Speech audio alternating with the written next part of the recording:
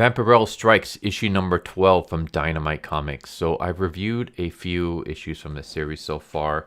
I will say that the series started off pretty good, and then it got kind of boring, kind of just meandering through the story. But I will say that the latest arc has been pretty interesting. So for anyone who's unfamiliar, this takes place in I guess an alternate universe. In this world, it's been 15 years since the death of Mistress Nyx, and the world's recovering.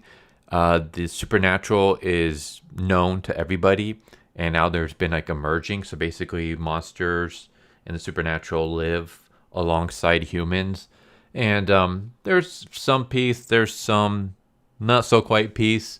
You could say that maybe the series could be kind of like the X-Men, where some people are okay with mutants, some people are not. There could be a racial thing, undertone going on, if you want to make it like that. And Vampirella is a part of this strike force.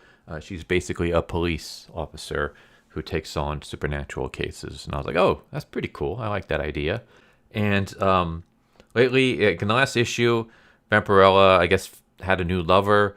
And before their date, he ends up getting murdered. And now Vampirella is really on the case. She wants to track down who this killer is. I will say that that whole subplot is kind of lame. Not only is it kind of just done to death, but also the fact that it seems like she's more interested in this guy when we hardly ever got to see anything from him. We literally got an issue of him, and that was it. And in that issue, the whole issue wasn't dedicated to just him. So we get one issue, but it's not even a full issue of him. It's not even half an issue of him. So when he gets brutally murdered, you don't really feel anything.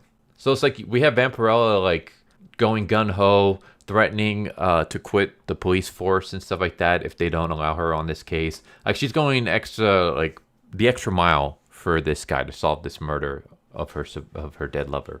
But none of that really resonates with us, or at least it didn't for me, because we hardly ever got to see him. And I mean, come on, how many lovers has Vampirella had?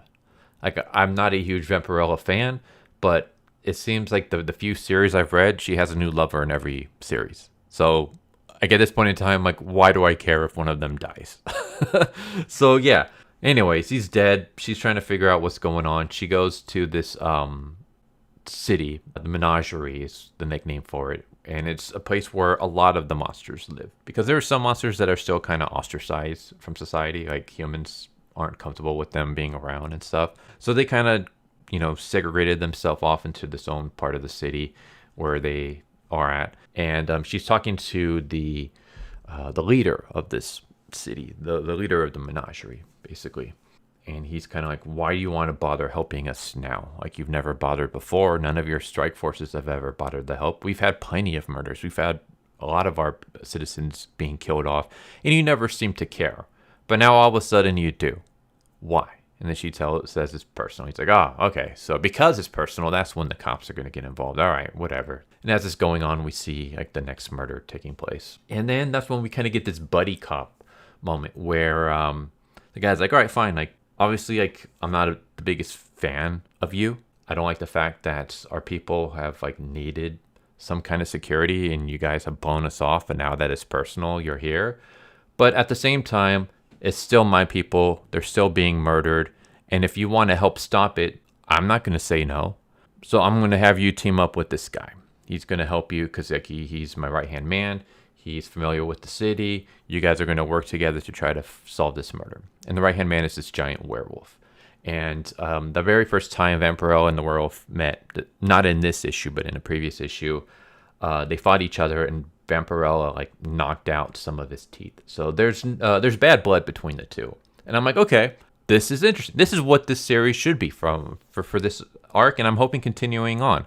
I want to see a buddy cop series between Vampirella and this werewolf, because their chemistry together is very interesting.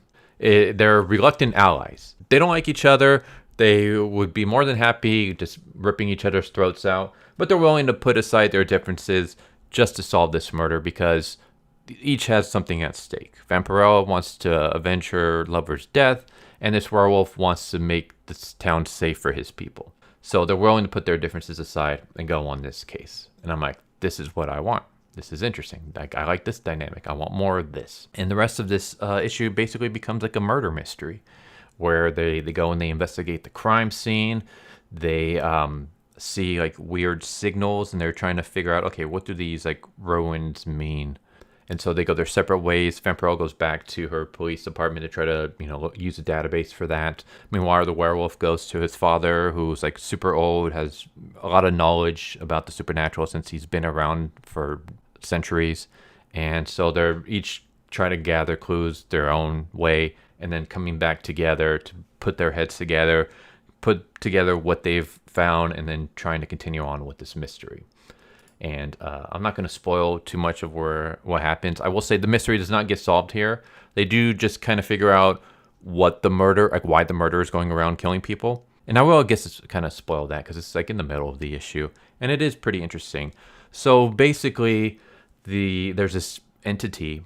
It's like this, almost like Lovecraftian, the old one kind of thing. And this entity is almost kind of like Noah from the Bible. And the entity kind of has their own version of the ark. Only instead of collecting 2 of every animal, this entity collects souls. And so the person who's going around murdering all these monsters and stuff like that is one of like the entity's chosen ones. And so this person is going around murdering people, not to kill them, but to save them.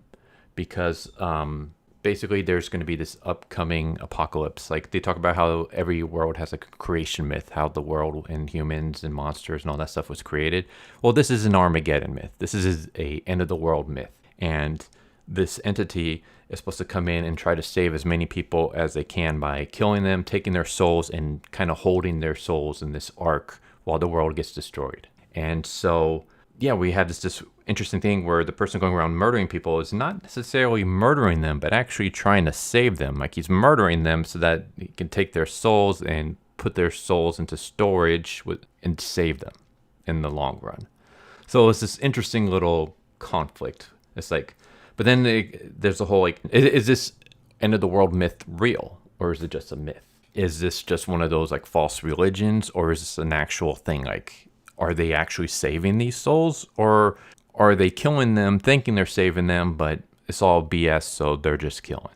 And then comes the whole like, well, let's say he's right. Should we let him go around killing people? I mean, he is killing people. Shouldn't we let people be able to live out their lives the way they want? Because he's not going and asking them, hey, do you want to die? He's just going around and he's murdering people. So some of them without their consent. Should we stop him? I mean, technically he's saving them, possibly. So we get this whole conflict. I was like, okay, that's interesting. I like that. I like the, like I said, I like the buddy cop dynamic between the werewolf and Vampirella. So I was surprisingly entertained with this issue, which was kind of funny because after I did the Turtles Last Ronin Lost Years, I was like, oh man, I don't know what else I'm going to do for like my second review. Like because everything else coming out has been kind of lame. And I'm like, well, I have kind of like Vampirella Strikes. Let's see if that one still is like good enough to do a review for. And I'm like, oh yeah, it's surprisingly entertaining. I like this issue a lot. So for anyone who's like started this series and then kind of dipped out, I would say get back in. Just jump in with the last issue and then continue on from there. It's interesting. Or if you just want to jump in with this new issue, like I said, I pretty much recapped what's going on.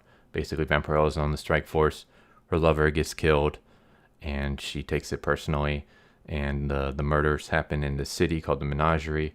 And now, she's trying to figure out who's doing this killings. And that's where this issue starts. So, check it out. Like I said, it's surprisingly entertaining. And it's kind of hard for me to believe that from Vampirella, of all things. Like, Vampirella would be something that's like one of the best stuff coming out this week.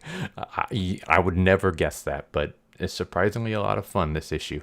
So there you go. Anyways, I hope you enjoyed. See you next time. Take care. Later. So what'd you guys think of that video? I hope you guys enjoyed. If you guys haven't already, please subscribe, hit that bell for a notification, leave a like if you enjoyed the video. And if you didn't enjoy the video, thank you for watching it this far, and I hope the next video is more to your liking. Feel free to check out the playlists that you guys see, and I hope to see you guys next time. Later.